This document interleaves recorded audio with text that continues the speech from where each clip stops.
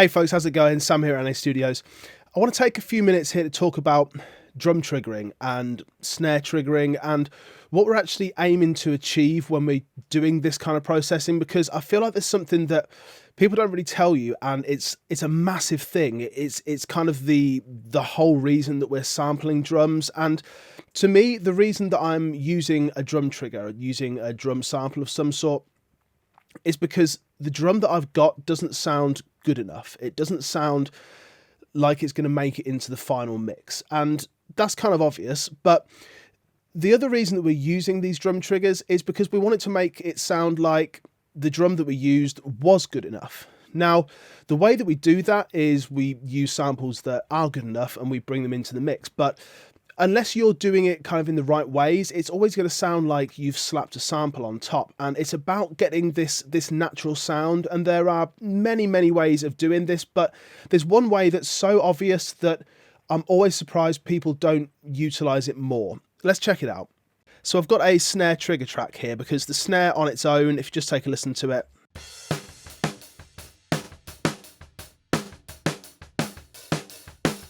it sounds pretty lackluster.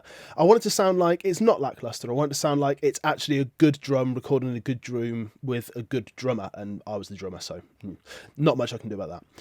But the reason that we're using these drum triggers is because the sample that we've got sounds better. Now, I'm using one of my own samples. This is from Rock Snare Pack 1. You can check it out down below.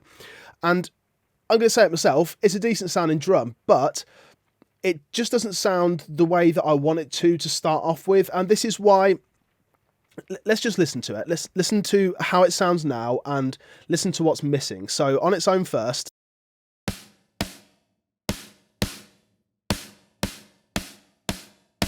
Okay, it's a cool sounding drum, it's got loads of splat, it's decent attack.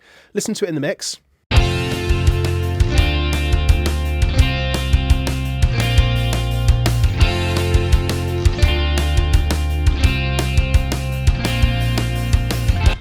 It sounds cool. It sounds like it's a better drum than was originally recorded, but to me, that's only 75% of it. We wanted to make it sound like it was a really good drum recorded in the first place. You need to use overhead samples, room samples sometimes, but overhead samples are really where this realism kind of comes in. So in these packs, you're going to get a load of overhead samples, as well as the dry, as well as the process, top, bottom, room mics, everything in there. But to me, the overhead samples are so important. And one thing you're going to hear is when you listen to the overhead sample on its own, let's just do it. Let's just solo this overhead sample. Solo the snare track.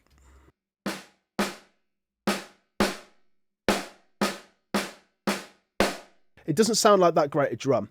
But when we take a listen to it with just the snare drum without and then with the overhead, you're really going to hear the difference. So I'm just going to toggle it off and then on again, and then we're going to bring it into the mix and just see why this is so powerful. So just the snare on its own to start off with.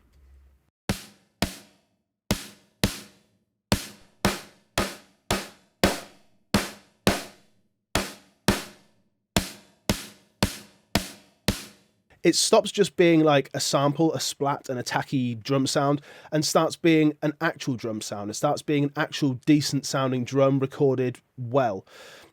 This is really going to be obvious when we bring it into the mix. So I'm going to unmute the snare. I'm going to start off with the overhead channel muted, and then I'm going to bring it in. And what you're going to hear is that it goes from being a sample, and it takes the journey into being just a well-recorded drum. It no longer sounds like it's just a splatty, attacky sample, but on the top of a mix, it sounds like a drum that was recorded at the same time by the same drummer in the same space. And that's a really unique thing to be able to do, to add an overhead sample in there and actually have it sound like it was recorded at the time.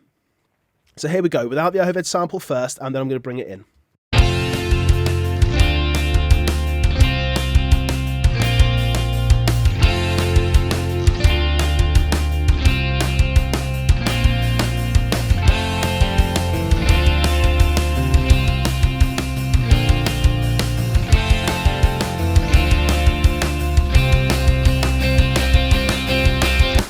It's not one of those things that you just listen to and go, oh my God, that snare sound has completely changed. It's more the opposite. It's like the snare no longer kind of pokes out to your ear anymore. It no longer sounds like it's a sampled snare. It no longer As engineers, we can often listen to tracks and say, okay, it sounds like they're triggering that snare. And it's cool, like 9 times out of 10, we can probably guess.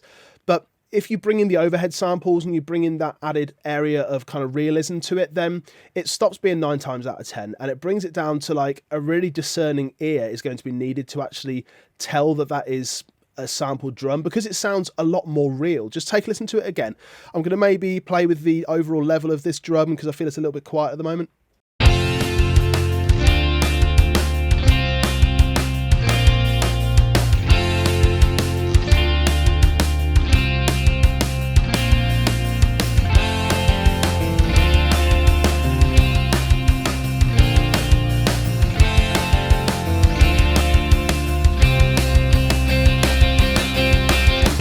It's not that it really adds a whole load of sustain. It doesn't add a load of like room sound, a load of really anything. It's just like your realism fader, and it's just the fader that's allowing you to bring some life back into this. And I can't say it enough times, when we're triggering drums, and especially in this kind of track, like if you're doing a really hard hitting metal track, then it's kind of par for the course that you're going to use samples. Everyone knows you're triggering the drums and they're meant to sound a certain way. But in a track like this, the aim really isn't to get something that sounds triggered. The aim isn't to get something that sounds unnatural. It's quite the opposite. The aim is to get something that sounds like it was recorded at the time in the place by the drummer with the same drum kit, the same sticks and everything. So we're trying to take a bad sounding drum and just remove that bad sounding drum by replacing it with a good sounding drum that sounds like part of the kit. And that's the really salient point here. We're not just slapping a sample on and saying, well, that replaces it. It sounds better on its own, so it must sound better in context, because it's really easy to get a drum that sounds great on its own. That's not like a difficult thing to do when you're making samples. It's to get one that sounds great in the mix and to sound like it's not just a snare sample. And I think that is a really key point when we're triggering drums, that no one really tells us. You meant to make it sound like it was a good drum in the first place, not that you've just got a good drum sound now. And this is going to work for different kinds of snare sounds as well. If I get rid of this, this is the Fat Brass Snare 1. Over on Snare Pack 2, Rock Snare Pack 2, we've got this Medium Brass Snare 2. So if I just drag this in and do the same thing with the overheads, let's take a listen to it just on its own for a moment. Now, this is quite a live, ringy drum.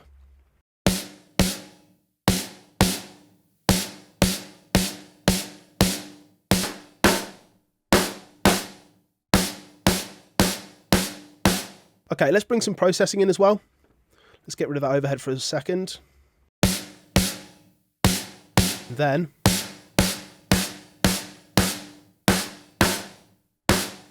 okay, let's bring it in the track. Let's take out the overhead and then we'll bring it in after a couple of measures and you'll see how it just sounds real. Let's just bring the snare down and just bring it up to a good level before we start making that comparison.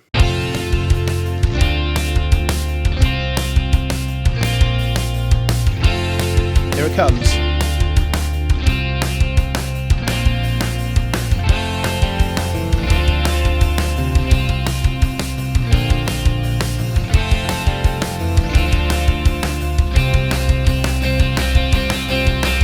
Just adds that sense of realism, just means that you're getting like an actual sounding drum on top of otherwise decent sounding recording. It's just the snare drum. We're just trying to make it sound like it was good in the first place, not that we can just slap a good sounding drum on top of it, because anyone can do that. Anyone can buy some triggering software and just like put some good sounding drums on top of it. It's not about that. It's not about getting a good sounding drum. It's about making it sound like the drum was good in the first place. I hope it's been useful for you, and to me this is a really important point in triggering drums that I don't feel like people really take enough notice of. I'll see you again soon. Take care.